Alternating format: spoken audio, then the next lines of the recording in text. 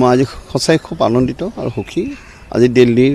দা অশোক হোটেলত চাণক্যপুৰী অশোকা হোটেলত আসাম ভাৰত গৌৰৱ ৰত্নশ্ৰী সন্মান পৰিষদৰ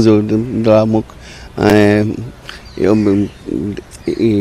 ৰাষ্ট্ৰীয় অশোকা সন্মান এৱাৰ্ড তেওঁলোকে প্ৰদান কৰে ইয়াৰ লগতে এই অনুষ্ঠানটোৰ লগতে জড়িত আছিল ৱৰ্ল্ড হিউমেন ৰাইট কমিশ্যন আৰু তেওঁলোকৰ ফালৰ পৰাও মোক আজি ইয়াতে এটা চাৰ্টিফিকেট প্ৰদান কৰে আৰু প্ৰায় পাৰ্মানেণ্ট মেম্বাৰশ্বিপৰ তেওঁলোকে মোক এই চাৰ্টিফিকেট উইথ কাৰ্ড প্ৰদান কৰিছে মই খুবেই গৌৰৱান্বিত এইবাৰ দুটা বিষয়বস্তুৰ ওপৰত মোক তেওঁলোকে এৱাৰ্ড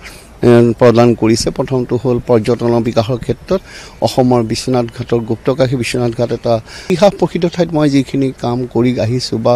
যোৱা 2023 চনত মই যি ভাৰত চৰকাৰৰ দ্বাৰা যি বেষ্ট ভিলেজ ৰিজৰ্ট হিচাপে এৱাৰ্ডটো মই নিছিলোঁ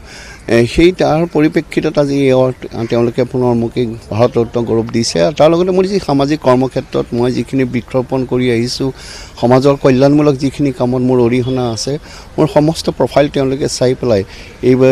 এইবুলি তেওঁলোকে এই মোক এৱাৰ্ড দিয়াৰ ঘোষণা কৰিলে আৰু আজি এই শুভ দিনত মই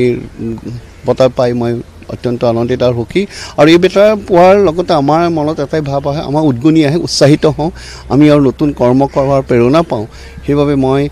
সেই উৎসাহতে আকৌ অসমলৈ উলটি যাম আৰু মই আজি এই অশোকা হোটেলৰ যিসকলে আজি এৱাৰ্ড প্ৰদান কৰিলে যি অনুষ্ঠানৰ জৰিয়তে আজি অনুষ্ঠান অনুষ্ঠিত হ'ল এই সকলো আমাৰ যি ভাৰত গৌৰৱ ৰত্নশ্ৰী সন্মান কাউন্সিল সকলো সদস্যক মই ধন্যবাদ দিছোঁ দিয়াৰ লগতে হিউমেন ৰাইটছ কমিশ্যনৰ যিসকলে মোক আজি এই বঁটা প্ৰদান কৰিলে তেখেতসকলক মই ধন্যবাদ প্ৰদান কৰিছোঁ আৰু অদূৰ ভৱিষ্যতে এনেধৰণৰ ভাল ইতিবাচক কাম কৰি যোৱাৰ আগ্ৰহ প্ৰকাশ কৰি ধন্যবাদ